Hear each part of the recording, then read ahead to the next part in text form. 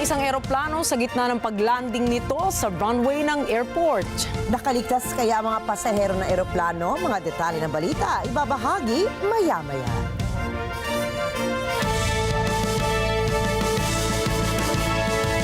Magandang gabi, ako po si Ricky Matay. Ako si Nina Richie Alagaw Flores. Ito ang mata ng Agila International. Para naman sa mga headlines ngayong Lunes ng gabi. Pilipinas at South Korea pumasok sa isang strategic partnership. Bakuna eskwela ng DepEd at DOH umarangkada na. Unang taong anibersaryo ng October 7 attack ng Hamas ginugunita sa buong mundo. U.S. Federal Aviation Administration pinayagang muling makalipad ang Falcon 9 rocket. At FIFA Futsal Women's World Cup 2025 isasagawa sa Pilipinas.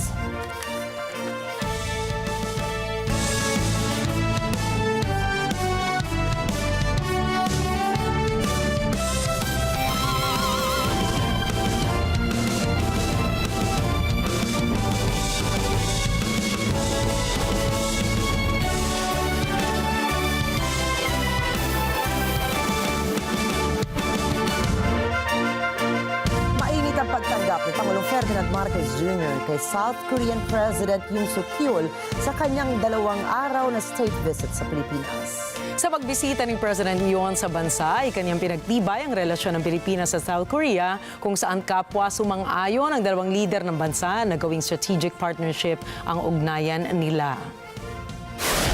그동안 양국 관계의 발전은 The progress we've made so far in our bilateral relations was based on the trust and sense of solidarity forged in blood. Through my visit to Manila, I saw firsthand the ongoing dynamic development of this great nation under the leadership of President Marcos Jr. I also witnessed the infinite potential of Korea-Philippines relations. Today, President Marcos and I opened a new chapter of our partnership by elevating our relationship to a strategic partnership. Nagsagawa rin ng bilateral meeting sina PBBM at Yoon kung saan ay tinalakay nila ang issue sa West Philippine Sea at ang sitwasyon ng Korean Peninsula. Nagkaroon din ng paglagda sa isang Memorandum of Understanding sa Coast Guard Cooperation at Nuclear Energy. Ang South Korea ay isa sa mga kaalyado ng Pilipinas na tumutulong sa modernization program ng Armed Forces of the Philippines. Kapwa rin nagpahayag ang 2 lider na dapat isulong ang International Rules-Based Order. Kabilang narito ang safety on navigation sa South China Sea. Pagkatapos ng state visit sa Pilipinas ay didiretso naman si Yoon sa Singapore sa October 8 at 9 bago dumalo sa ASEAN Summit sa Laos. Nag-deploy ang Estados Unidos ng mga aircraft at personnel nito para tumulong sa pagsasagawa ng relief operations sa mga biktima ng bagyong Julian sa Batanes. Ayon sa Philippine Air Force, dumating ang 2 KC-130J Hercules aircraft at personnel ng US 3 Marine Expeditionary Forces sa Villamor Air Base sa Pasay City nitong Sabado. Paliwanag ng PAF, galing ang mga ito sa Cadena Air Base sa Okinawa, Japan at tumiretso dito para tumulong sa hahatid ng tulong sa mga taga-Batanes. Ayon kay Batanes Governor Marilu Cayco, nitong October 1, nasa 60% ng 2,463 na apektadong bahay doon ang totally damaged habang 40% ito ay partially damaged.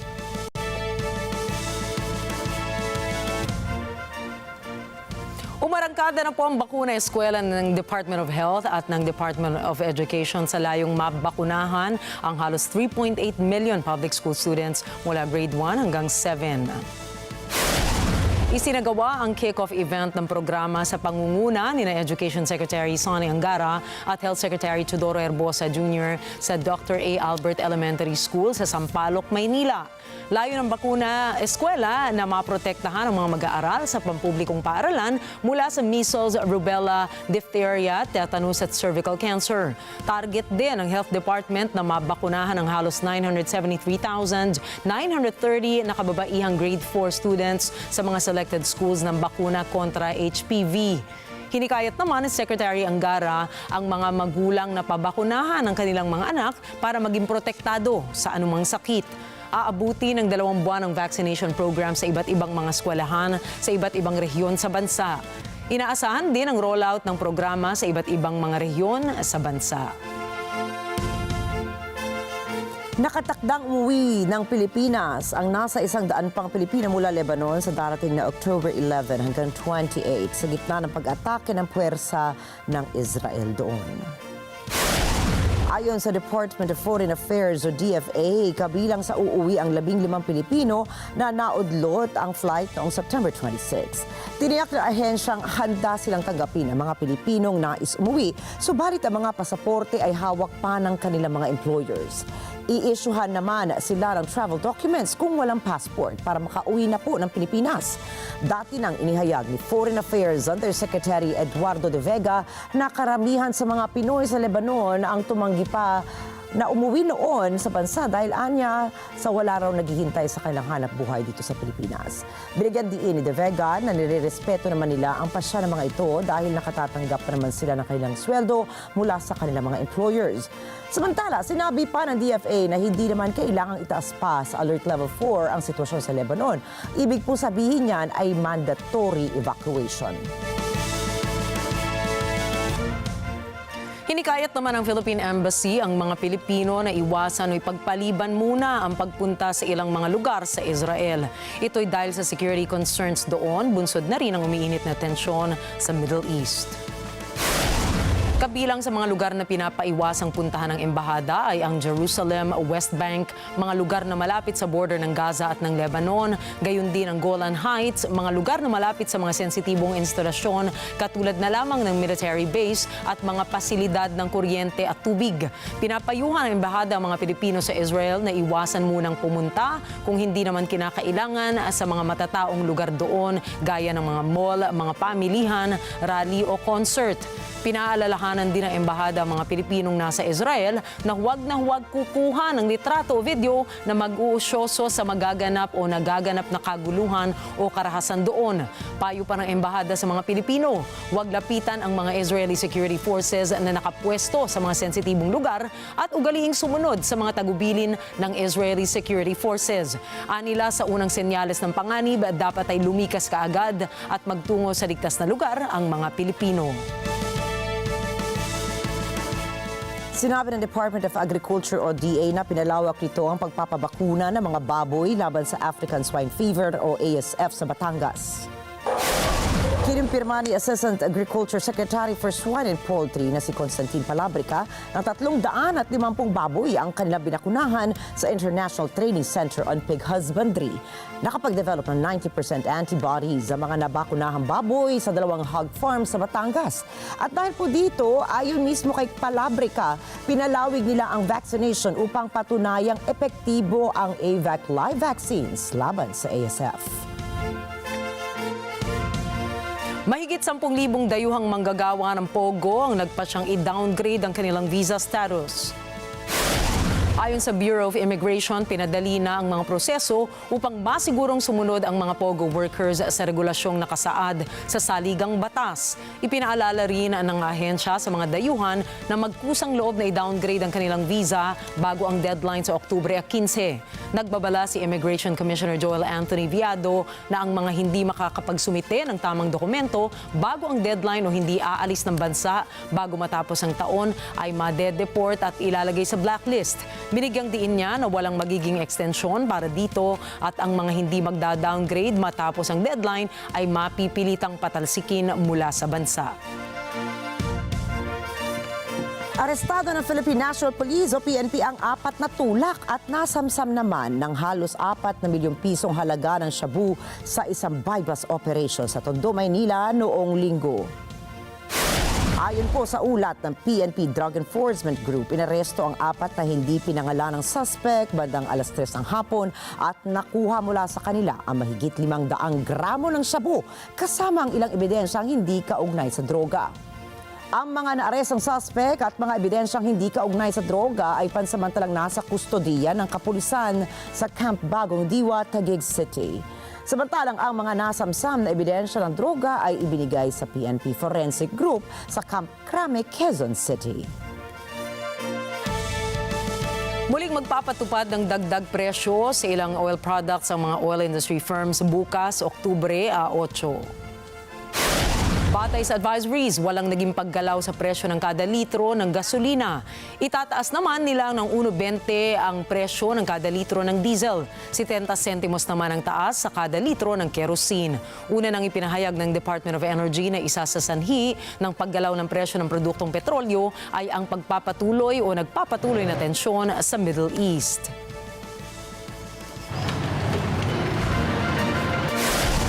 Susunod, 2 tao patay matapos ang isang terrorist attack malapit sa airport ng Karachi. Netanyahu na nga kung dudurugin ang mga militanteng grupo sa pagsapit ng anibersaryo ng October 7 attack. At mayor sa Mexico patay ilang araw matapos manumpas sa pwesto. Yan at iba pang mga balita sa pagbabalik ng mata ng Agila International.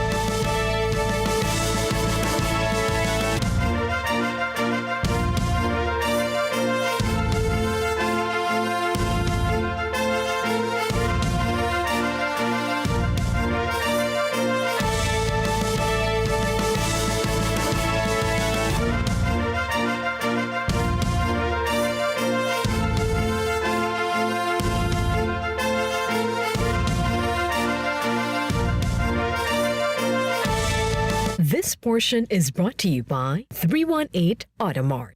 Why choose Supreme Pure Organic Barley? It is 100% pure organic barley straight from Australia. Certified super brands. The first alkaline-based barley in the Philippines. High pH level, 7.9 alkaline level, 68 micronutrients, non-acidic.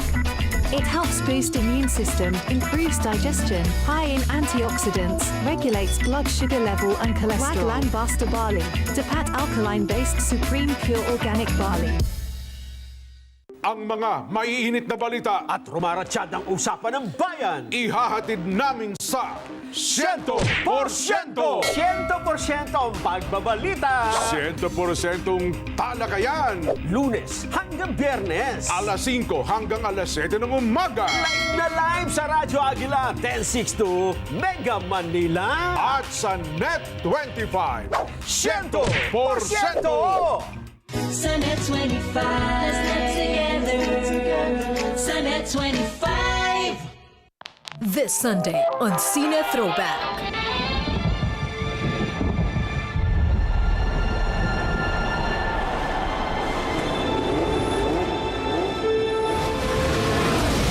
This is an incredible battle between these two great drivers.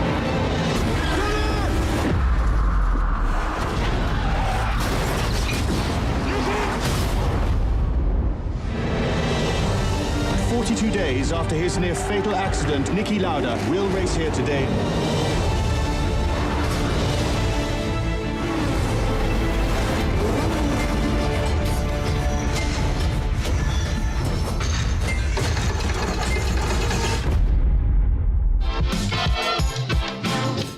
This Sunday, 12 noon, here on NET25. Let's net together. Sa NET25.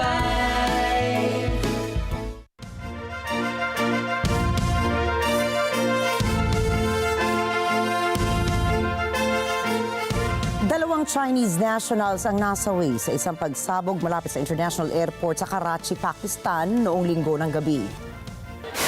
Sa isang pahayag, inako na militanteng grupo na Baloch Liberation Army ang responsibilidad sa pag-atake.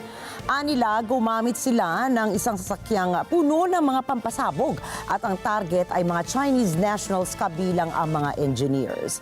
Kinundena ng Embahada ng China sa bansa at mga Consulate General sa Pakistan ang insidente at binansagan ito na isang terrorist attack at nagpaabot ng pakikiramay sa pamilya ng mga biktima. Ayon kay Pakistani Prime Minister Shehbaz Sharif, isa pang Chinese national ang nasugatan sa pag-atake at kasalukuyang nagsasagawa na ang mga otoridad ng investigasyon sa bansa. Sa ika-75 anibersaryo ng diplomatic relationship ng China at North Korea ay nagpahayag ang dalawang bansa ng pagkakaisa. Sinabi ni Chinese President Xi Jinping kay North Korean leader Kim Jong-un na sana ay lalo pang mapalalim ang pagkakaibigan ng Beijing at Pyongyang. Nangako rin si Xi na handa itong makipagtulungan kay Kim upang palakasin at patatagin ang strategic communication at koordinasyon nila. Binigyan din ng Chinese leader ang hangarin nito na makasama si Kim upang itaguyod ang kapayapaan sa rehiyon at ihayag ang international fairness at justice. Sumang-ayon naman ang Pyongyang leader kay Xi at nangako rin na patuloy itong magsisikap na mapagtibay at mapaunlad ang relasyon ng North Korea at China sa pamamagitan ng friendly relations.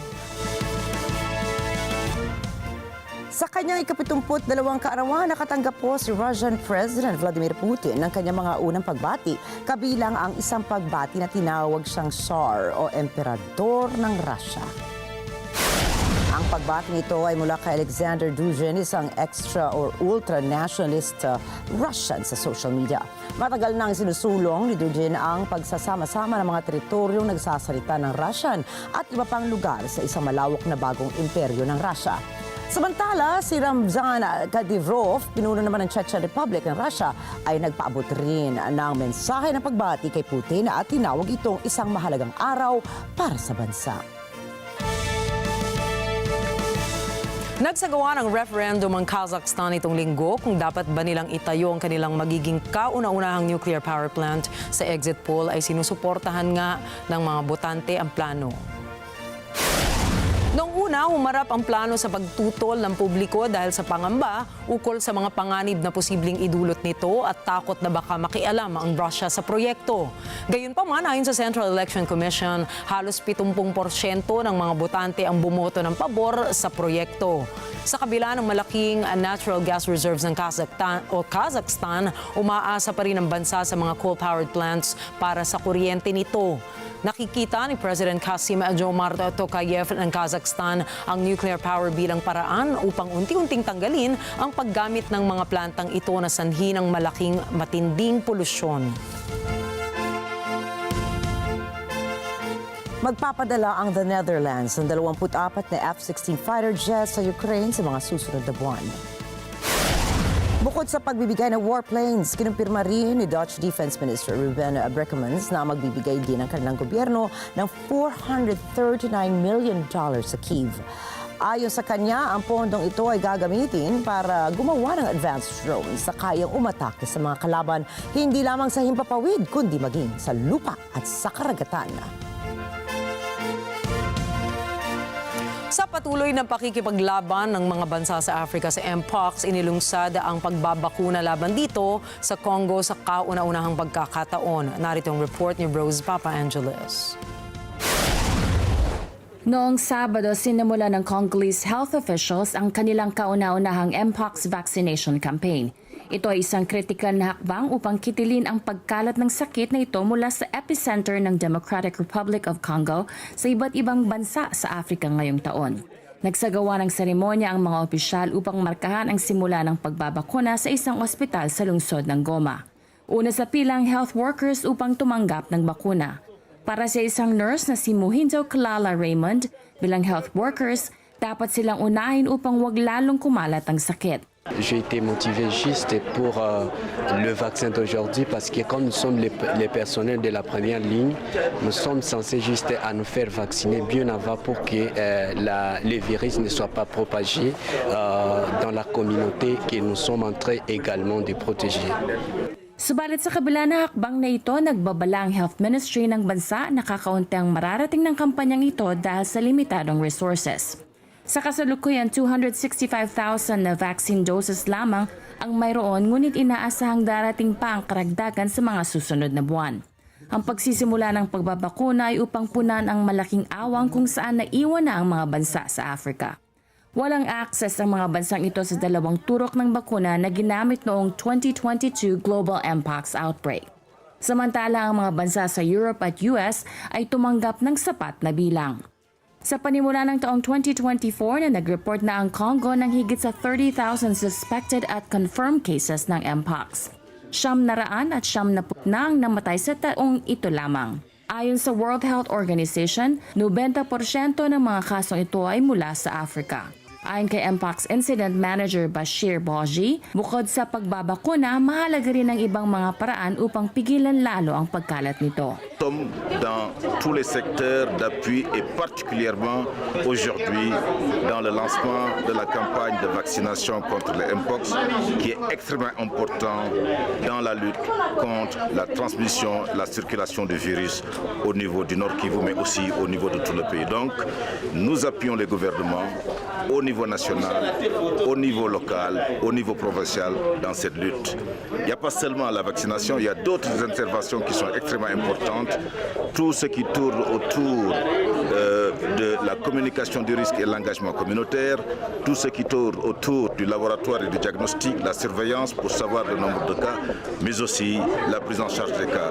Rose Papa Angeles para sa mata ng Agila International, trusted, connected, on point. Sa Congo po, nangako si Prime Minister Gary Conil na magdaragdag siya ng kapulisan doon.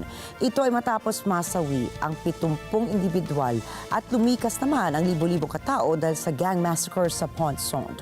NJ de Guzman para sa balita. Noong Sabado, sinabi ni Haitian Prime Minister Gary Conil na magde-deploy siya ng kapulisan at maglalaan ng resources upang palakasin ang seguridad sa Pont-Sonde City matapos ang isang gang massacre doon.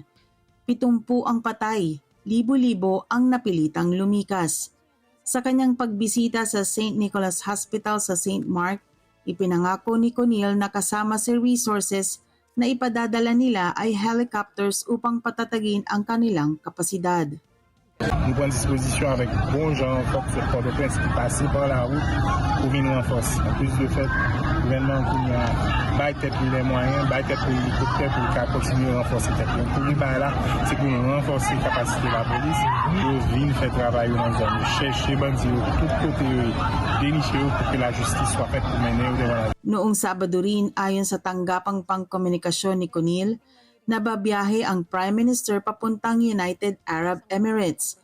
Ito ay matapos sa mga balita, nababiyahe siya sa Africa upang humingi ng karagdagang tulong para sa International Security Mission sa Haiti. Ang pag-ataking ito sa Pont-Sonde ay patunay lamang na lumalalang labanan sa bansa.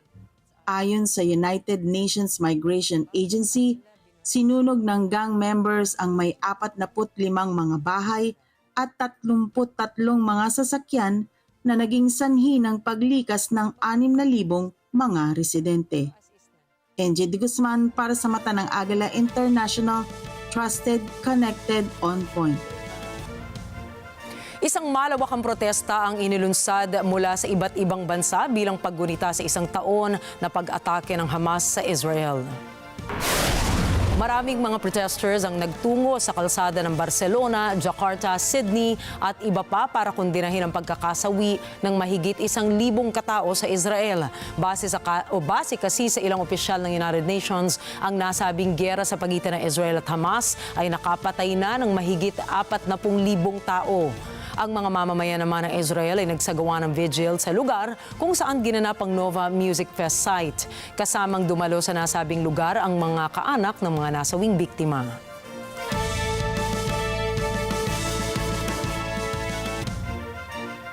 Tinamaan ng pinakawalang rockets sa militanteng Hezbollah ang ikatlong pinakamalaking syudad ng Israel na Haifa na ikinasugat naman po ng 10 katao sa bisperas ng unang anibersaryo ng pagsalakay ng Hamas sa Israel. Ayon sa Hezbollah, na-target nila ang military base south ng Haifa na magkakasunod na Fatih-1 missiles. Base naman sa mga ulat, 2 rockets ang tumama sa Haifa malapit naman sa Mediterranean coast ng Israel at 5 iba pa ang tinamaan sa Tiberias. Iniulat naman ng local police sa ilang mga gusali at ari-arian ang napinsala at may ilang reports din ng minor injuries kung saan ang ilan sa mga biktima ay dinala sa malapit na ospital.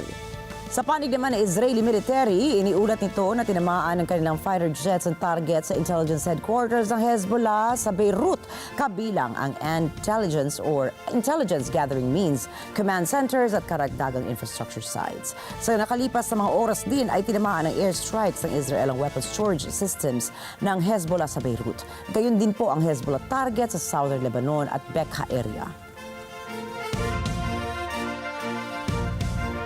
Sa Israel pa rin nangako si Israeli Prime Minister Benjamin Netanyahu na dudurugin at sisirain ang mga militanteng grupo kasabay ng unang anibersaryo ng Hamas invasion sa Israel na sumiklab noong October 7 ng nakaraang taon.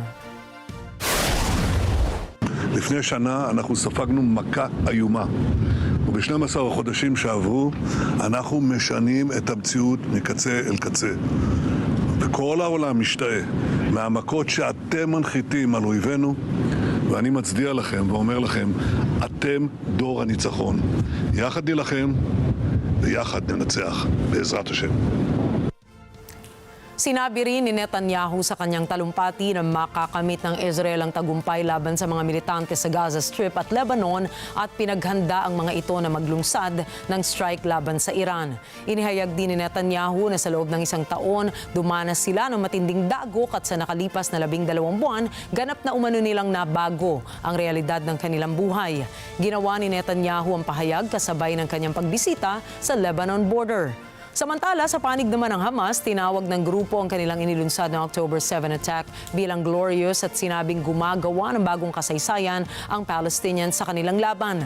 Nagresulta nga ang naturang pag-atake ng Hamas sa pagkasawi ng mahigit 1,200 katao sa Israel na karamihan ay mga sibilyan at binihag ang dose-dosenang individual at dinala sa Gaza. Bilang paggunita sa mga nasawi sa malagim na massacre ay nagpulong ang mga tao sa Tel Aviv nitong linggo kasama ang mga mahal sa buhay ng nasa 370 katao na pinatay sa Nova Festival Massacre sa Negev Desert. 7 أكتوبر كانت رد فعل طبيعي في ظل كل هذه المعطيات والأبعاد وبعد أن وصل الشعب الفلسطيني إلى حافة الانفجار. ف7 أكتوبر لم يبدأ التاريخ من 7 أكتوبر إنما كان محطة الظرف وحالة الغليان أجبرت شعبنا أن يتحرك باتجاه الطوفان. نعم اليوم كما تفضلت الخسائر كبيرة، الشهداء والجرحى والنازحين في غزة، القتل اليومي في الضفة الغربية، القتل اليوم في لبنان والمجازر، وإسرائيل تضرب في كل مكان.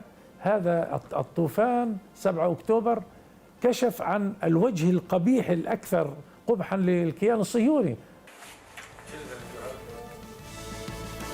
Tumanggap po ng tulong medikal at relief aid ang Lebanon mula sa World Health Organization at sa UN High Commissioner for Refugees o UNHCR. May Simbulan po para sa balita. Sinalubong ni Lebanese Health Minister Firas Abiad ang unang shipment ng aid mula sa WHO at UNHCR. Binigyan din ni Abiad ang kahalagahan ng ganitong tulong para sa mga mamamayan ng Lebanon. Pinasalamatan din ito ang tulong mula sa UAE. نحن هون بمطار رفيق الحريري ببيروت عم نستقبل شحنة وصلت هلا اللي هي عبارة عن مستلزمات وأدوية طبية بخصوص جرحى الحرب. تحضرت من قبل منظمة الصحة العالمية والمفوضية سامية لشؤون اللاجئين وبدعم من دولة الإمارات العربية المتحدة. Sa paglapag ng aid, naroon din ang mga kinatawan ng WHO at UNHCR na nagpahayag na kanilang suporta sa Lebanon. Nanawagan din ang mga ito sa international community na tumulong sa pagpapakalma ng tensyon sa gitnang silangan. I think the WHO and the UN system in general, we are committed to alleviate the pressure for Lebanon and the people of Lebanon, as well as other people who are vulnerable people who are living in the country into that. And we stand by with the government and also for the people of Lebanon to overcome this challenge. This is the time for the international community, first of all, to bring an end to conflict and hostilities. In the absence thereof, we all need to ramp up and show solidarity and bring in more resources. And all organizations, the government needs support, and all humanitarian organizations need further financial support. So we call on donors to respond to the flash appeal, the emergency appeal, in a very, very expedient and comprehensive manner. Talaban ng Israel at Lebanon tulad ng sa Gaza, mga bata ang sinasabing pinaka-nagdurusa. Ayon sa UNICEF, halos 700 mga bata ang nasaktan na sa Lebanon sa nakaraang 6 na linggo lamang. Ang pinakakaraniwang dinaranas sa mga ito ay concussions at traumatic brain injuries mula sa impact ng mga bomba. Gayon din ang mga sugat mula sa shrapnel, limb injuries at pagkawala ng pandinig. Samantala, sinasabing higit sa 400,000 na mga bata ang napilitang lumikas mula sa kani-kanilang mga tahanan. Nanawagan rin ng UNICEF sa international community na magmobilisan ng supply routes upang makarating na mabilis at ligtasang tulong na kritikal lalo na sa mga bata. Sumula noong 23 ng Setyembre, nagsagawa ang Israel Army ng tuloy-tuloy na pagbobomba sa Lebanon sa paglala ng laban nito sa Hezbollah. Ayon kay Abyad noong Huwebes, may 1,974 na tao na ang namatay sa Lebanon. Kabilang rito ang 127 bata at 261 kababaihan. 7,384 na ang nasaktan mula nang mag-umpisa ang Hezbollah-Israeli conflict noong Oktubre. May nasimbulan para sa mata ng Agila International, trusted, connected, on point. Pinaslang ang bagong halal na alkalde ng lungsod ng Chilpancingo sa Mexico noong linggo. Wala pang isang linggo mula nang siya'y umupo sa pwesto. Si Mayor Alejandro Arcos ay pinaslang 6 na araw pa lamang mula nang siyang manungkulan sa kabisera na estado ng Guerrero na kilala bilang sentro ng karahasan sa bansa. Kinumpirma ng mga opisyal ang insidente matapos kumalat sa social media ang mga larawan ng kanyang katawan na nasa ibabaw ng isang pickup truck. Ayon sa State Attorney General's Office, iniimbestigahan na nila ang pagpaslam kay Arcos, gayon din ang isa pang opisyal na napatay sa parehong lungsod. Ang Guerrero ay isa sa mga pinakamapanganib na estado para sa mga kawani ng gobyerno. Hindi bababa sa 6 na kandidato para sa pampublikong posisyon ang napatay na sa estado bago ang eleksyon noong Hunyo 2 sa Mexico. Daan-daang demonstrador ang nagtungo sa Washington, D.C. sa Estados Unidos, gayon din sa Toronto, Canada.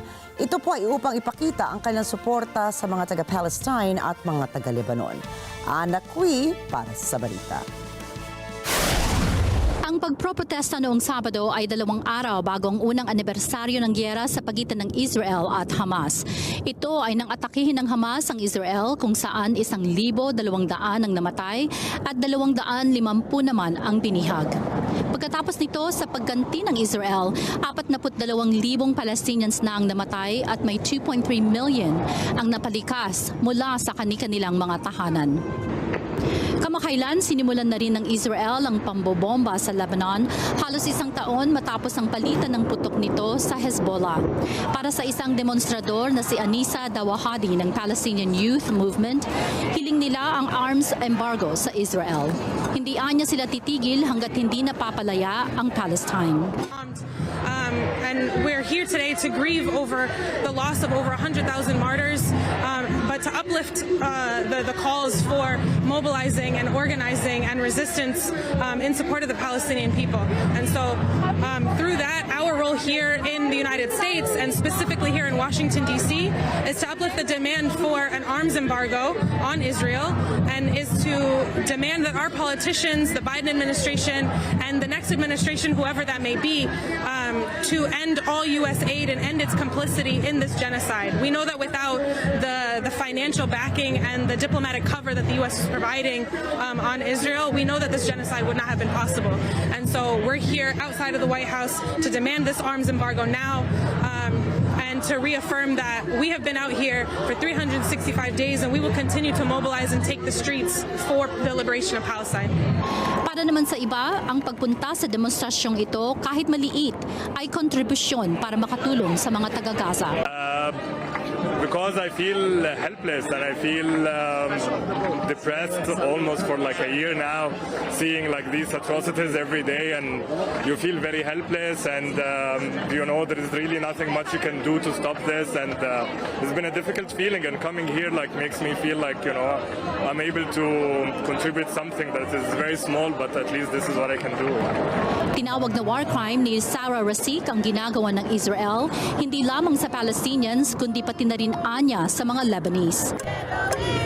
What Israel is doing is a war crime. They continue to inflict pain and injustice onto the Palestinian people, now the Lebanese people as well, and world leaders must align themselves with the most basic tenets of human rights.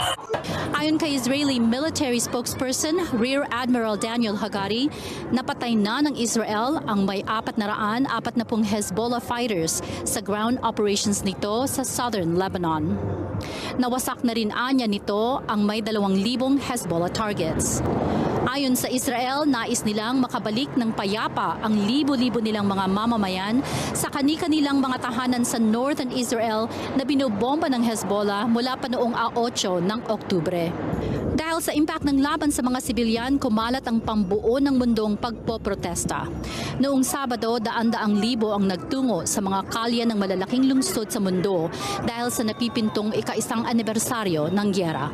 Ana Cui para sa mata ng Agila International, trusted, connected, on point.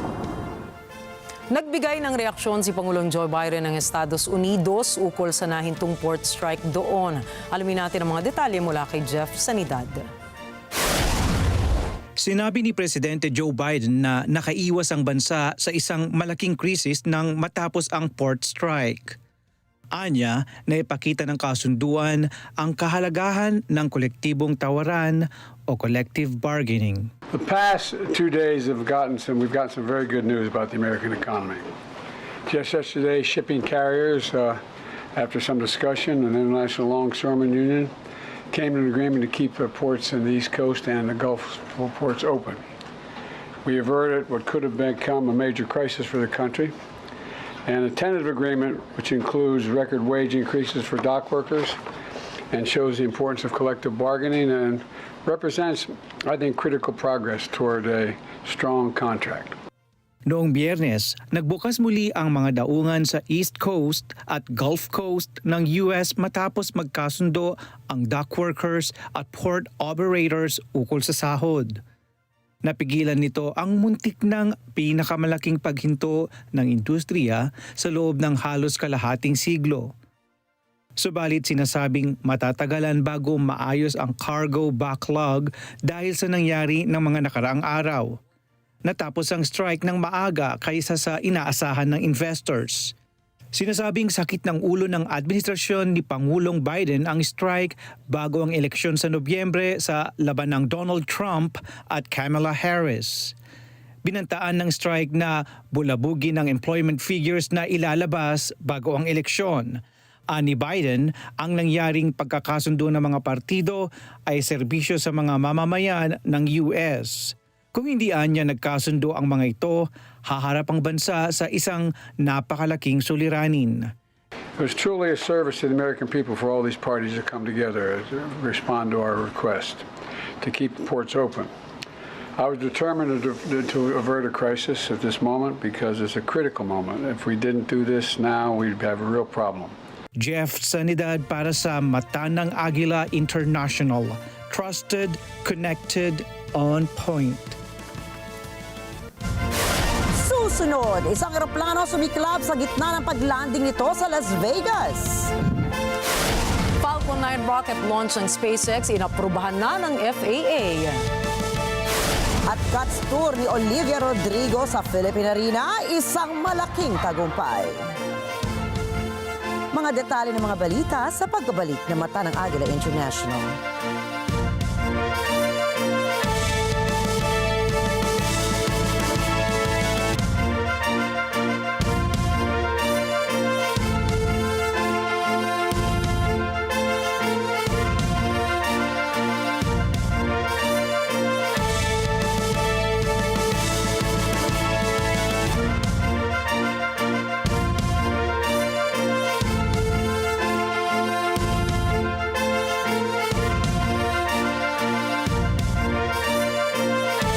This portion is brought to you by Robic Builders. Alam namin ang iyong pagsisikap. Dama namin ang iyong mga sakripisyo. Kita namin ang pagharap mo sa bawat pagsubok. Kaya sa kabila ng mga hamon ng buhay, nandito kami para umalalay. Kasi katulad mo, gusto rin namin ang magandang bukas para sa kanya. Hatid namin ang dekalidad na edukasyon at makabagong pasilidad sa abot kayang halaga. Kaya huwag ka na mangamba. Sasamahan ka namin tuparin ang mga pangarap niya.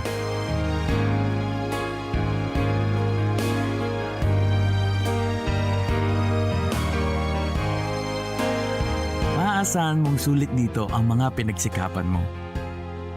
Sa aming mga makabagong pasilidad at sistema ng edukasyon. Mailalabas natin ang aking talino at mga kakayahan niya. Kahit sa munting halaga, makakasiguro ka na makakasabay siya sa mabilis na pag-ikot ng mundo. Sa New Era, karamay mo kami sa bawat hamon. Kaagapay mo kami sa bawat hakbang. Kasama mo kami sa bawat ngiti at tagumpay.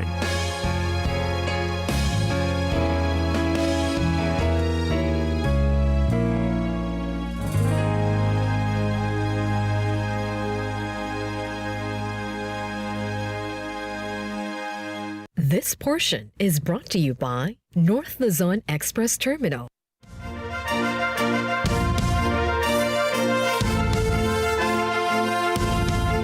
Nagbabalik ang mata ng Agila International sa pagpapatuloy po ng ating mga balita ngayong gabi.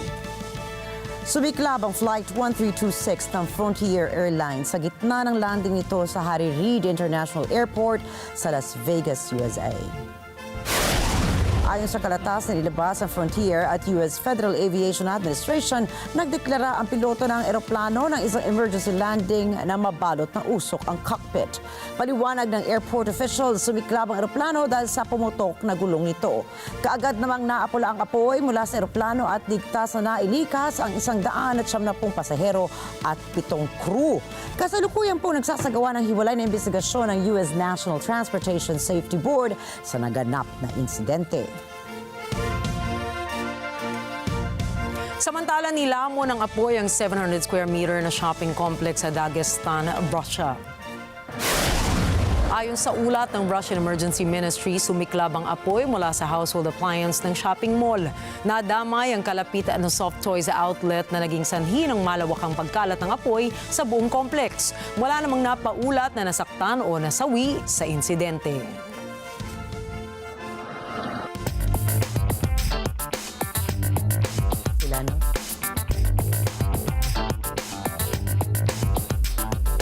Hinak ng isang grupo ng Chinese ang ilang telecommunications companies o telco sa Estados Unidos. Kinilala ang grupo sa pangalang Salt Typhoon at kabilang sa mga na-breach nilang telco systems ay Verizon Communications, AT&T at Lumen Technologies. Ayon sa media sources, ang mga telco na ito ang siyang ginagamit o otorisado ng mga korte para sa wiretapping at surveillance activities. Anila, target ng Salt Typhoon group na mangalap ng intelligence information sa mga US telcos. Hindi naman nagbigay ng pahayag ang AT&T, Verizon at Lumen kung aling mga impormasyon ang nakuha ng Chinese hackers mula sa kanilang systems. Samantala, sinabi naman ng Chinese Ministry na gumawa lamang ng isang maling salaysay ang Estados Unidos para i-frame umano ang China.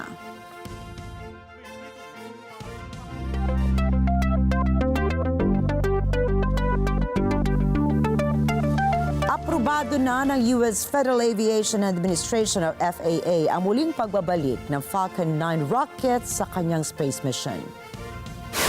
Matapos ang ilang linggong pinagbawalang lumipad ng FAA ay handa na ang SpaceX na muling ilunsad ang Falcon 9 rocket upang dalhin ang Hera spacecraft ng European Agency. Ngayong araw nakatakdang ilunsad ng SpaceX ang Hera spacecraft ng EU mula sa Cape Canaveral 4 Station sa Florida. Ang paglunsad sa Hera spacecraft ay bahagi po ng space program ng EU para pag-aralan ang Dimorphos, isang asteroid sa isang simulation ng Planetary Defense System. Layo ng Hera mission na makakolekta ng datos upang o para sa deflection ng naturang asteroid kapag tatama ito sa ating planeta. Noong September 30, nang kinailangang investigahan ng SpaceX kung bakit nag-malfunction ang second stage rocket ng Falcon rocket sa pag-uutos na rin ng FAA. Isang linggo matapos makapagtala ng world record ang China ay muling itinampok nito ang kakayahang magpalipad ng mas maraming drones ng sabay-sabay o simultaneously. Pinalipad sa himpapawid ng Shenzhen, China ang kabuuang bilang na 10,197 drones para lumikha ng magaganda at makukulay na display sa ere.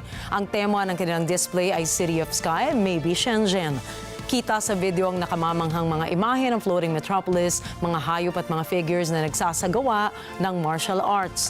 Matatanda ang noong September 5 nang unang sinubukang magtala ng China ng panibagong record sa Guinness World Records for the largest number of drones flying simultaneously sa pamamagitan ng 8,100 drones.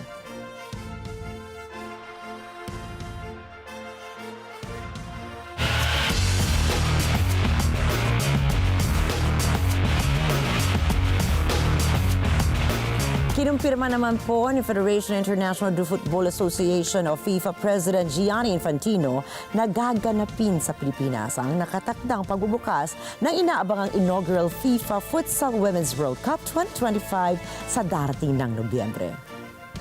Ladies and gentlemen, I'm delighted to announce that the dates for the inaugural FIFA Futsal Women's World Cup in Philippines have been confirmed with the opening matches taking place on 21st of November with the 16 participating teams all competing for a place in the final on 7th of December 2025. Congratulations, Philippines! Ayon kay Infantino, nakatakdang gawin ang opening matches sa November 21 kung saan ang mga lalahok na koponan ay maglalaban-laban para mapabilang sa 16 na grupong papasok sa finals sa idaraos na event sa December 7. Mula sa 16 na koponan ay hahatiin sila sa 4 na grupo kung saan ang dalawang mangungunang team mula sa bawat grupo ay aakyat patungo sa knockout phase, quarterfinals, semifinals, third place playoffs at final match. Wala pang pila na lugar sa bansa kung saan gaganapin ang naturang World Cup, subalit mayroon ng ilang pinagpipilian. Matatanda ang noong May 15, nakuha ng Pilipinas ang hosting rights para sa naturang palaro kung saan natalo ang iba pang bansa na nagbigay ng proposal, katulad po yun ng Brazil, Italy at maging Espanya.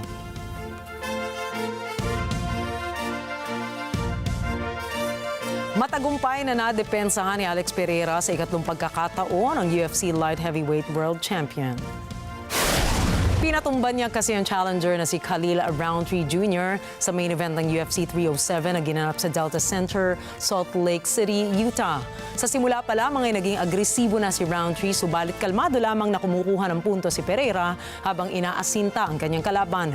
Pagpasok ng round 2 ay doon na nagsimulang magpakita ng opensa si Pereira at inulan ng sipa at suntok ang kalaban.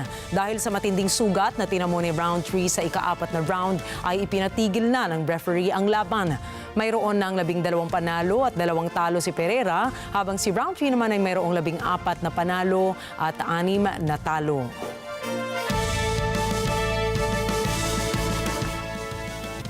Isang NBA history ang naganap ngayong araw nang sabay na maglaro sina LeBron James at ang anak nitong si Bronny. Naghiyawan ang mga Laker fans sa pumasok ang father-son duo sa basketball court para kalabanin ang Phoenix Suns para sa NBA preseason game. Umiskor po si LeBron ng 19 points at nakakuha ng 5 rebounds at gumawa ng 4 na assists. Si Bronny naman ay walang nahakot na punto sa kanyang 13-minute play, subalit nakapagtala siya ng 4 rebounds at 4 na turnovers. Natalo ng Lakers ang Suns sa score na 118-114. Pero sobrang saya ni Bronny dahil saktong 20th birthday niya nang sumabak siya sa kanyang unang laro sa NBA. At sobrang memorable pa nito dahil kasama niya ang kanyang ama na si LeBron James na isang 4-time NBA winner.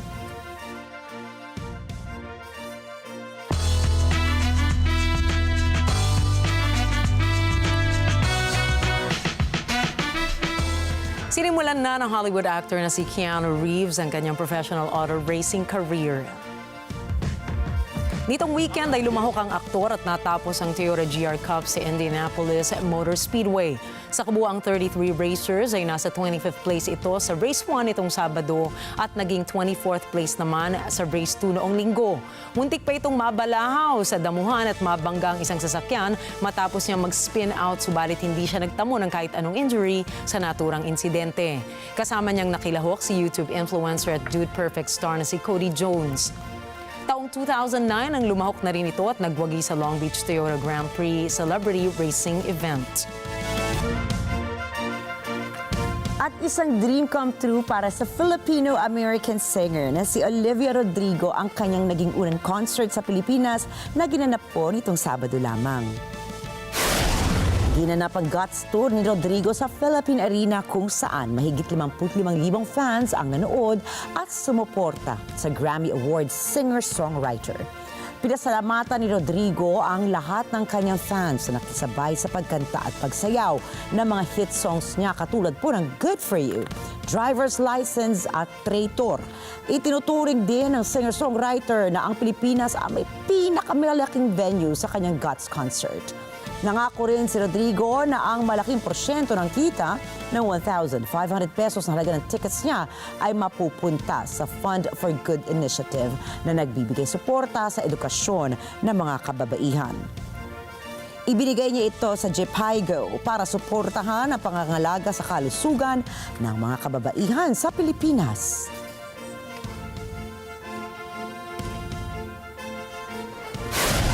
Susunod, mga elepante tumulong sa paglikas ng mga residente sa Thailand. Victor Ambrose at Gary Ruvkun nanalo ng Nobel Peace Prize for Medicine. At abangan ang iba pang mga storya pagdating ni Alma Angeles at ng mata ng Agila World News. Mga detalye pa rin ng ibang balita pagbalik ng mata ng Agila International.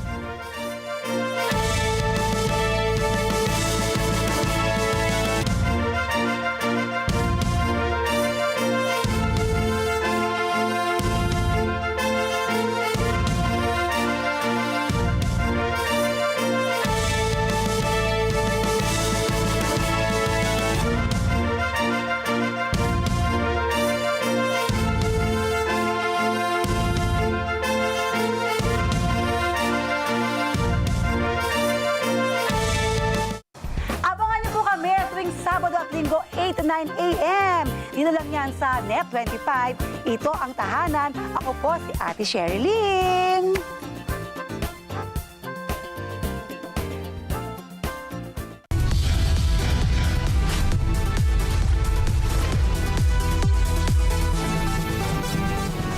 Sa kasulukuyang henerasyon, marami na ang nag-viral. Dahil po yan sa kanilang ginagawang pagtulong sa kapwa. Pero mas marami ang tumutulong kahit walang nakakakita. Kaya naman kung ikaw ay may kilala na grupo o individual na may natatanging pagresponde sa lipunan at maging sa kalikasan, mag-text lamang sa 0915-415-1035 o mag-email sa responde@net25.com at magpadala ng mensahe sa ating Facebook page at NET25 TV. Baka kayo na ang susunod nating Certified Key Responder. Let's net together sa NET25. Sa NET25.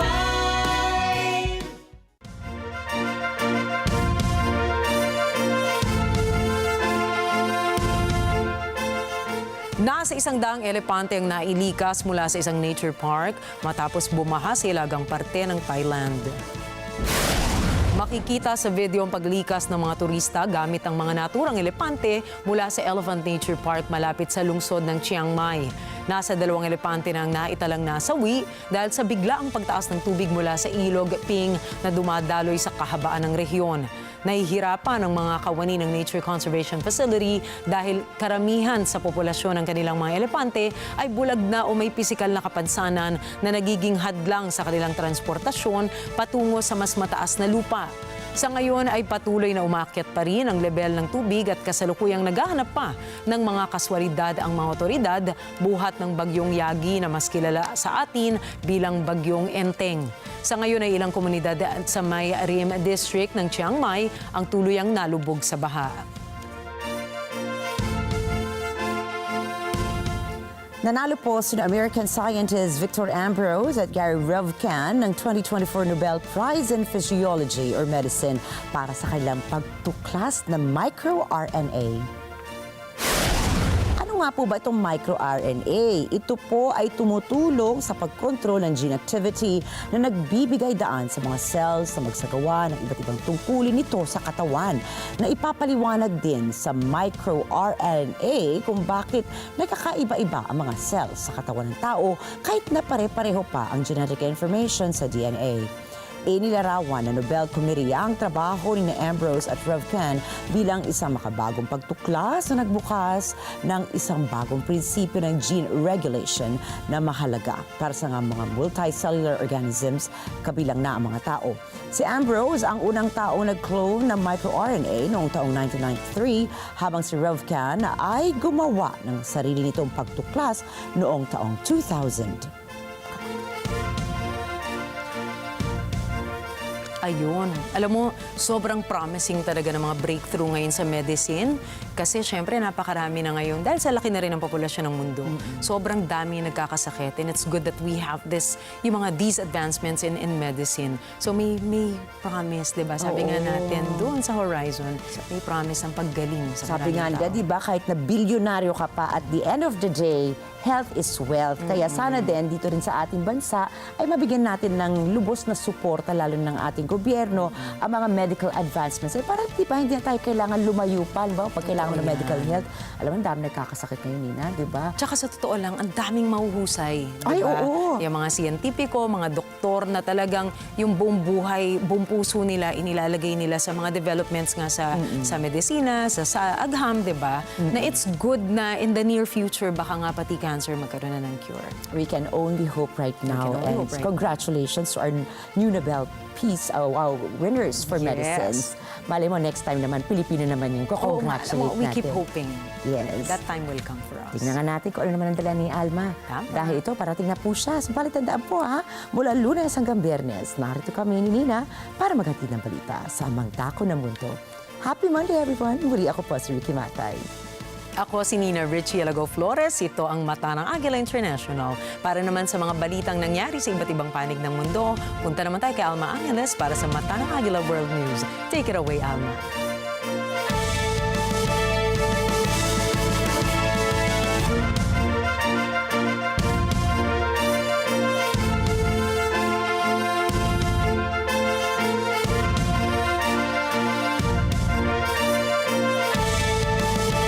Thank you, Nina and Ricky. Good evening, everyone. I'm Alma Angeles for NET25 World News. On tonight's headlines. Bullseye again. Another major hurricane targets the Gulf Coast as communities still reel from Helene's devastation. The storm's going to be powerful enough to potentially generate major storm surge. And Israel intensifies its campaign against Hamas and Hezbollah 1 year after the October 7th invasion. South Korea and the Philippines forge a strategic partnership amid rising regional tensions.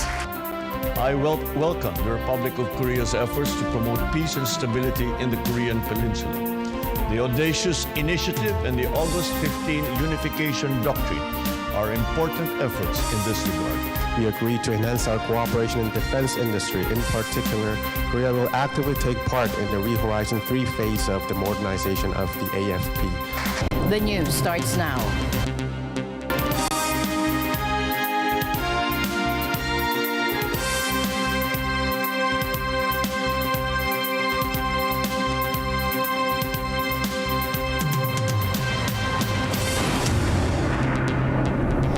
Global demonstrations mark the approaching one-year anniversary of the Hamas attack on Israel and the subsequent Gaza conflict.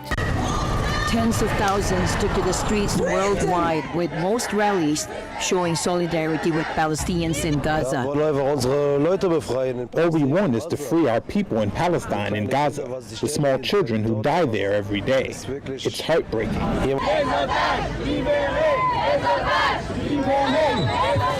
In Rome, tensions escalated as protesters clashed with police, who responded with water cannons and tear gas. to disperse the crowds.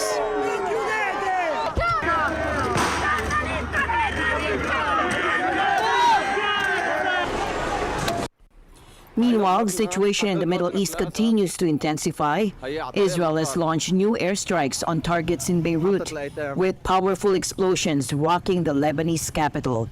And this escalation comes as the head of the U.S. Central Command arrived in Israel amid growing concerns of the conflict widening in the region. For more on these developments, we turn to Thomas Eyelikeness. On the eve of the one-year anniversary of the Hamas attack, Israeli airstrikes battered Beirut's southern suburbs. It is the most intensive bombardment of the Lebanese capital since Israel sharply escalated its campaign against the Iran-backed Hezbollah terrorist group last month. Large fireballs lit the darkened skyline, and booms reverberated across Beirut. Meanwhile, Hezbollah rockets launched late Sunday managed to get past Israel's defense system and landed in Haifa, causing damage to buildings. At least 10 people suffered injuries. In Gaza, at least 26 people died and 93 others injured when Israeli airstrikes hit a mosque and a school sheltering displaced people. The Israeli military says it had conducted precise strikes on Hamas terrorists. On Sunday, Israeli Prime Minister Benjamin Netanyahu paid a visit to troops on the Lebanese border. During a meeting with Northern Command officers, Netanyahu told them, "We will win." He says a year ago, Israel suffered a terrible blow, and he says for the past 12 months, Israel has been changing reality from end to end. Netanyahu told the troops the world is astounded by the blows they've inflicted upon their enemies. He told the soldiers they are the generation of victory, and they will win. In Tel Aviv, families of the hostages still being held in Gaza gathered, holding out hope that at least some of them are still alive. The hostages that are alive must come back alive, and the hostages that were killed must come back so they can be buried here in Israel. We know that a lot of them are not alive, but we are fear that the ones that remained alive won't survive any longer, and we have to get them out of there as soon as possible. For civilians in Gaza, there is little left. Most of the country is in ruins, buildings reduced to rubble, hundreds of thousands of people displaced.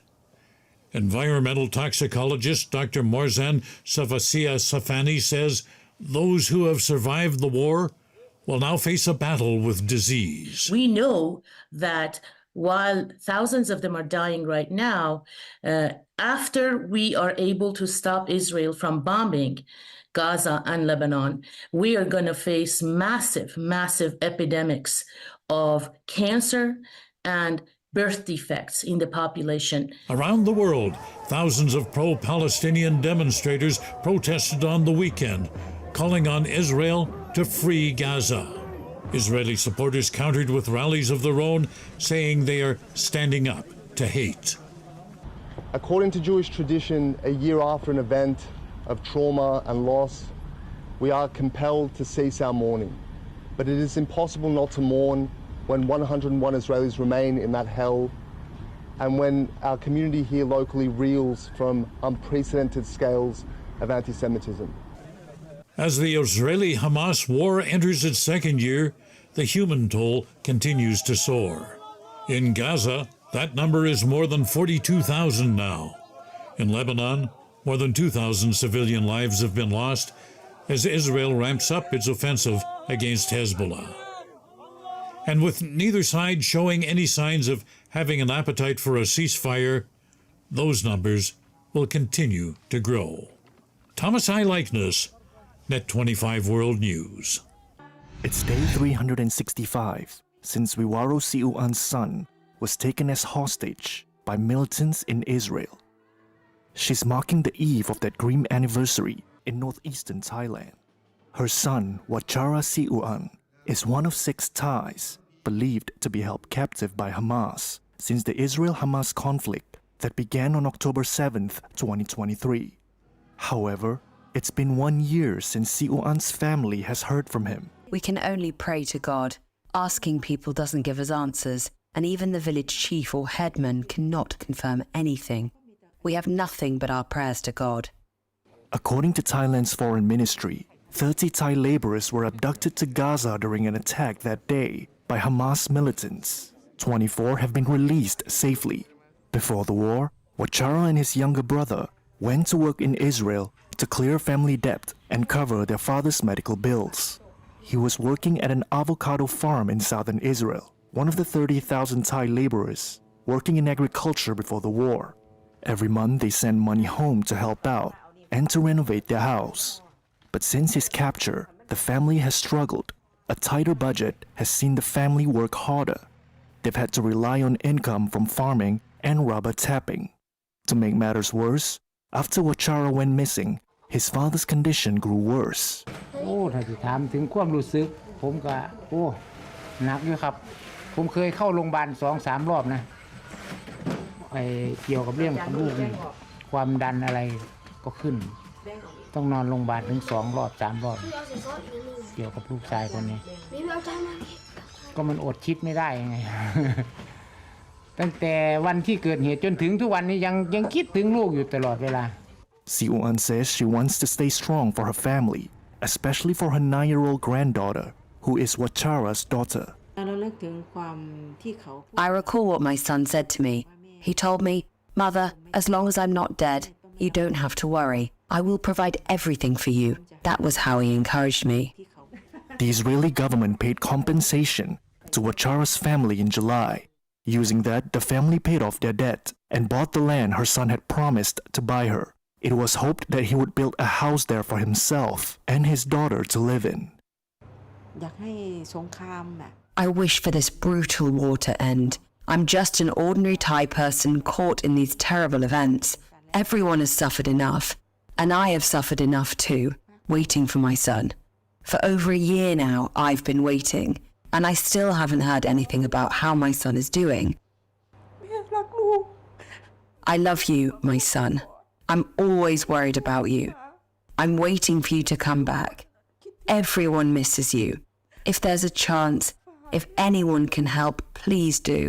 I'm tired of waiting. Last week, Thailand's Prime Minister Paetongtarn Shinawatra spoke with Iranian President Masoud Pezeshkian about negotiating the release of Thai hostages.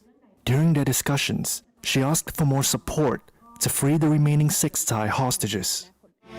As tensions escalate between Israel and Iran, many are asking, what if the unthinkable happens? And what would a full-scale war between these regional powers look like? Tonight, we break down the military capabilities of both nations. It's a tale of two militaries, one built on quantity and the other on quality. Iran's population of 89 million dwarfs Israel's 10 million. And this disparity is reflected in their military personnel.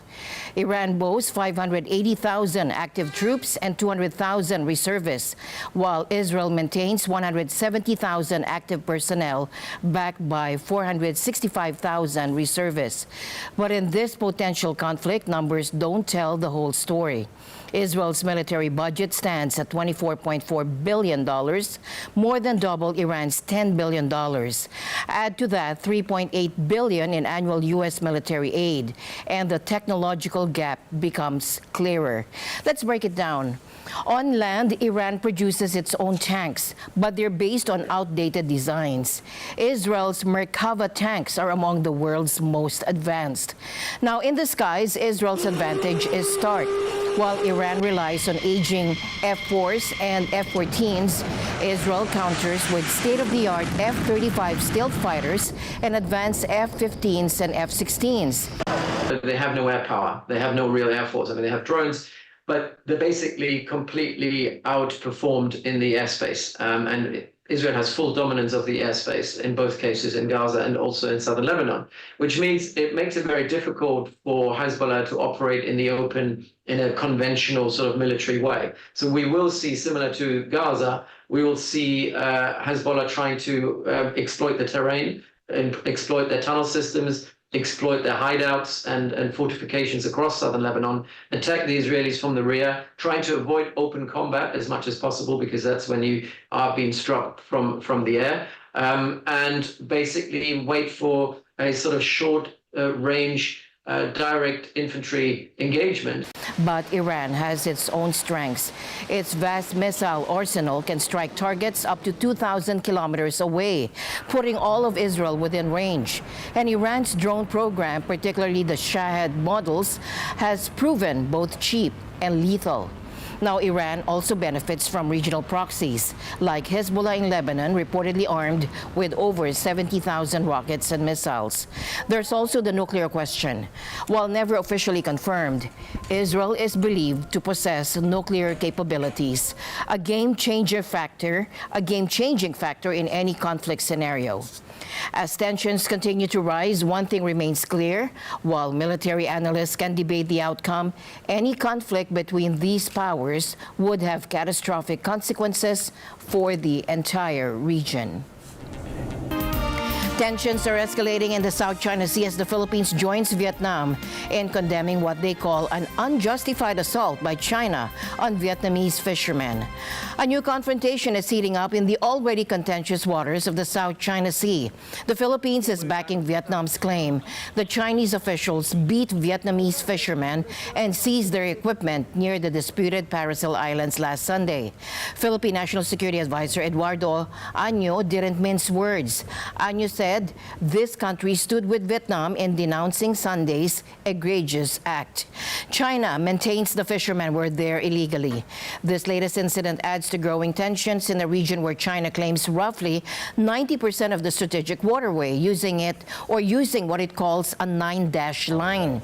The United States, a key Philippine ally, has pledged to defend Manila if its forces come under attack in these disputed waters. President Marcos announced today that the Philippines and South Korea have elevated their bilateral ties to a strategic partnership during talks with South Korean President Yoon Suk-yeol, who is on an official visit. The two leaders discussed key regional issues, including the South China Sea and the Korean Peninsula. They also signed agreements focused on Coast Guard cooperation and nuclear energy. President Yoon emphasized that South Korea will enhance its security partnership with the Philippines by participating in the modernization of the Philippine military. Both leaders reaffirmed their commitment to upholding an international rules-based order, particularly concerning safe navigation in the South China Sea. President Yoon and I likewise exchanged views on regional and international issues such as the West Philippine Sea and in the Korean Peninsula. I welcome the Republic of Korea's efforts to promote peace and stability in the Korean Peninsula. The audacious initiative and the August 15 unification doctrine are important efforts in this regard. Senate. In addition, we recognize our cooperation within ASEAN and the Republic of Korea's initiatives, such as the ASEAN +3 Emergency Rice Reserve, or APTER, that also benefited ASEAN member states, including the Philippines. And in view of the Republic of Korea's successful experience in the nuclear industry, we have also signed the Memorandum of Understanding on the feasibility study of Bataan Nuclear Power Plant. This will carry out a thorough feasibility study to continue progress on the BNPP rehabilitation, which we envision to contribute to energy security in the country. They also agree that North Korea's nuclear program and its reckless provocations will not be tolerated by the international community. The Philippines, who shares common values of freedom, human rights, and the rule of law with Korea, is a key partner in the implementation of Korea-ASEAN Solidarity Initiative and Korea's Indo-Pacific strategy. Also, President Marcos and I reaffirmed that the international community will never condone North Korea's nuclear programs and its reckless provocations, as well as its illegitimate military cooperation with Russia. And going forward, we agreed to keep working together with each other for the enforcement of relevant UN Security Council resolutions. We also shared a common understanding. President Marcos expressed his support for the August 15 unification doctrine, and we both agreed that a free, peaceful, and prosperous unified Korean Peninsula will bring more peace and prosperity to the world. We shared a common understanding about the importance of peace, stability, and safety in the South China Sea, which is a critical sea lane of communications in the region. In this regard, our two countries will continue to work together in order to establish a rules-based maritime order and for the freedom of navigation and overflight pursuant to the principles of the international law in the South China Sea. President Yoon is scheduled to visit Singapore on October 8 to 9 before heading to Laos for the regional summit of ASEAN and other Asian nations. Florida braces for another powerful punch tonight as Hurricane Milton churns toward the Gulf Coast. This comes just days after Hurricane Helene devastated the region. And tonight, emergency officials are sounding the alarm about what could be the state's largest evacuation since 2017.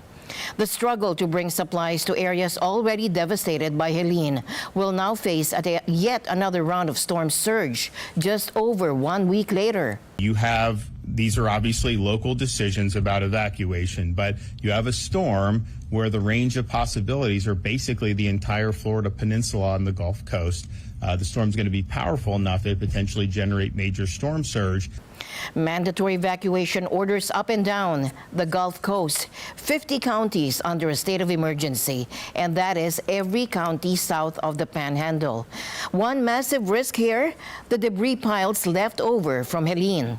Those could become deadly projectiles in hurricane-force winds. Milton intensified from a tropical storm to a hurricane just today. The target, the heavily populated Tampa Bay area, by Wednesday morning. Emergency managers are working against the clock, and their priority, clearing those dangerous debris piles before Milton hits. This is a 24/7 moment for this debris removal. You have a storm and then have one less than 2 weeks later, two majors back to back. That is not something that is easy. The governor's message tonight is clear. Don't wait for an official order if you're in a vulnerable area. If you are somebody that is in a very vulnerable part of the west coast of Florida that would be susceptible to storm surge, you certainly can leave now. You don't have to wait to get an evacuation order. And I think if they say evacuate, you probably should evacuate, because otherwise you're not going to be able to once the water starts getting up. Just in terms of preparation, you just got to do what you can early and just get out there, and it is what it is, right? So. And also tonight, emergency officials are emphasizing this is not just another storm. The 1-2 punch of Helene and Milton could create unprecedented challenges for the Sunshine State. And the storm may have passed, but the pain and suffering it's left behind is far from over. Tonight, we're witnessing the devastating aftermath of Hurricane Helene. The death toll continues to rise as search and rescue efforts intensify. Democratic presidential nominee Kamala Harris toured the devastation in North Carolina today, and she witnessed both the destruction and the determination of survivors. So I came here to find out what's going on the ground, to find out what more we can do in terms of federal aid, such as what we announced today, and the federal support we're giving to Mecklenburg County in terms of disaster relief, the work that we are doing, which is $100 million to assist with the rebuilding of Interstate 40. The search for the missing continues, growing more difficult by the day. Help is coming from all directions. Country music icon Dolly Parton donated $1 million for relief efforts. To do this, because then we had that crazy old Helene,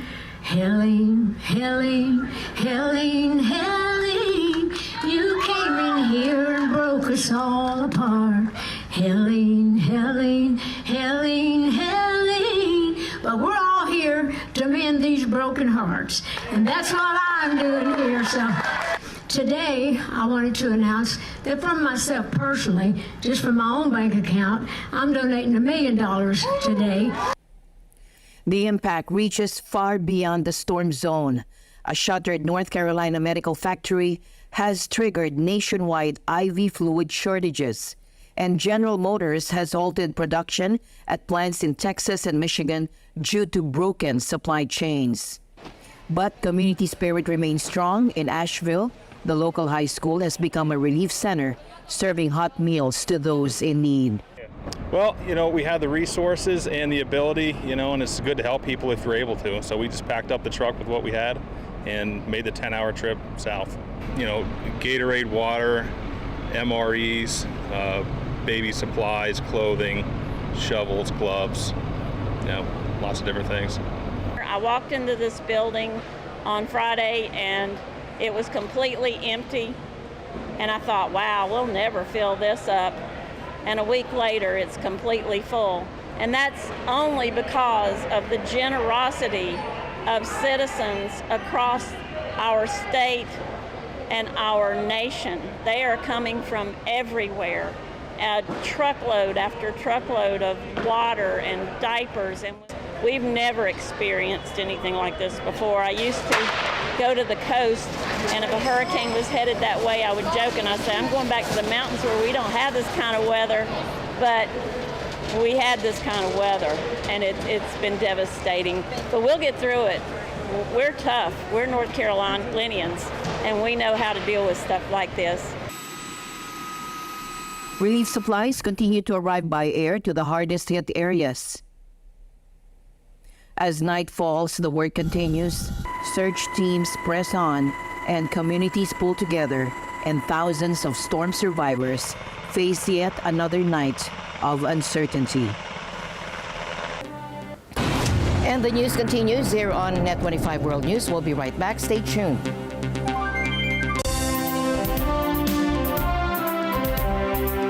May init na issue at malalim na talakayan. Wala namang scandals, wala namang corruption issue or anything of that magnitude to warrant a change in leadership. Ang news commentary show na matapang at may paninindigan. Ito ngayon may Chinese mafia, nakakakuha ng mga authentic na Filipino birth certificate. Well, ako because nga sabi ko, ibabalance mo lang naman yan eh. So, maging mas stricto lang tayo, siguro taasan natin yung ante.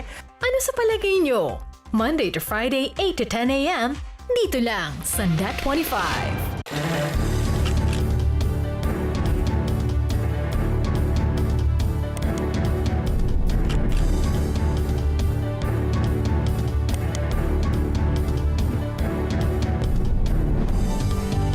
It is a signal to the world that we are open for business. Open for Business with Cesar Vallejos. Every Sunday, 9 p.m. Mula sa NET25 News, ako po si Alex Santos. At ako naman po si Ali Soto. Matatag, matapang at matapat na balitaan. Yan ang aming ihahatid Lunes hanggang Biyernes. Alas 6 hanggang alas 7:30 ng gabi. Mata ng Agila Prime Time. Dito sa NET25.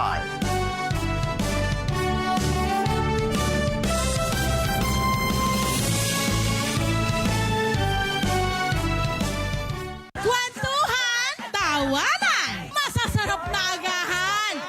May bonus pang papremyo at sayawan! Yan ang hatid natin tuwing umaga kasama ang dumarami pa nating kabarangay. Araw-araw, sabay-sabay tayong mag-enjoy kasama kaming kabarangay nyo! Love! Tony Pet and everything! Kabarangay nyo! Kabarangay nyo! Kabarangay nyo! Kabarangay nyo! Tan-tan-tan-tan! Tan-tan-tan-tan! Together sa NET25 sa NET25. Deforestation in Argentina is driving a surge in parrot populations, leading to a colorful but disruptive invasion of a local town. Thomas I. Likeness for more. The collective noun for a big group of these birds, like you see here on the screen, is a pandemonium of parrots. And pandemonium is a fitting term. These green, red, and yellow birds wreak havoc when they make their annual migration to Ilario Ascasubi. Deforestation of surrounding lands has forced the birds to come closer to towns to find food, shelter, and water. In Ilario Ascasubi, the birds outnumber the town's 5,000 residents. Locals say, at its peak, there are 10 birds for every resident. The least of the problem is this. That's the constant screeching. Annoying, but not really damaging. More serious is the damage the parrots cause when they bite on the town's electrical and internet cables, causing outages. And of course, the droppings are everywhere. They perch on power lines and on pylons. You see them swarming over buildings, silhouetted in the dusk light. It's eerily reminiscent of scenes in film director Alfred Hitchcock's classic 1963 thriller, The Birds. Residents have tried various methods to scare them away, things like noise and laser lights. But nothing has worked. In the summer, there's relief for townspeople. That's when the birds migrate south to the cliffs of Patagonia for the breeding season. Biologists say the country has to start restoring its natural environments. But until that happens, the parrots will reappear annually. Thomas I. Likeness, NET25 World News.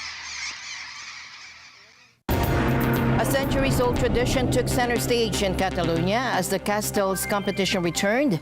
This year's event, held every 2 years, showcased the incredible human towers that have become a symbol of Catalan culture and heritage.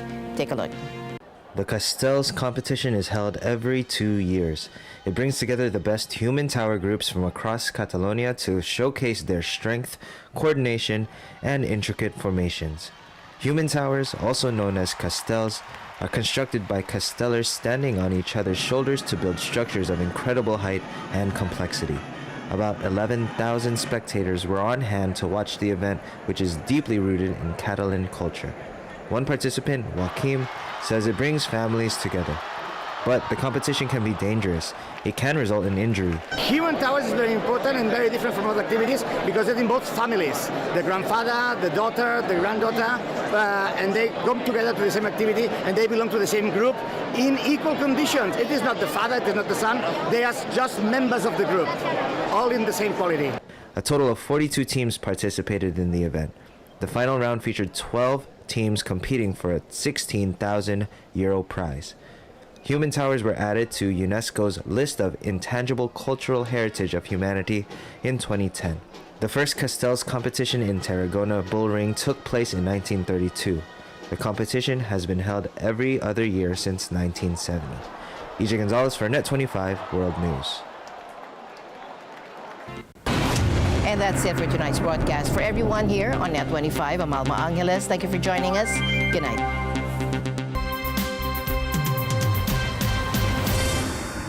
This program is supported by Supreme Pure Organic Barley by Levex.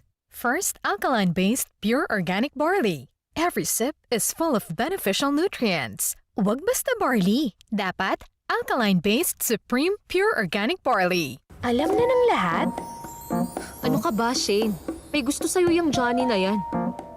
Baka naman nahulog na ang loob niya sa'yo, Shane. Ay, ma, magsulat na nga lang kayo ng novel. Ang galing na mag-invento eh. Pero clueless pa rin si Shane. May gusto ka ba sa akin? Oo. Ba't kita paniniwalaan? At si Luna, di uurong sa challenge. Malalaman mo rin na ako ang the right one. Mapag-iinitan tuloy si Shane. Ako lang ba o parang ang cheap ng itsura niyan? Akala ko pa naman, magugulat ako sa galing mo. Mukhang napataas ang expectation ko. Love Designer. Weeknight, 7:30 p.m. Dito lang sa NET25.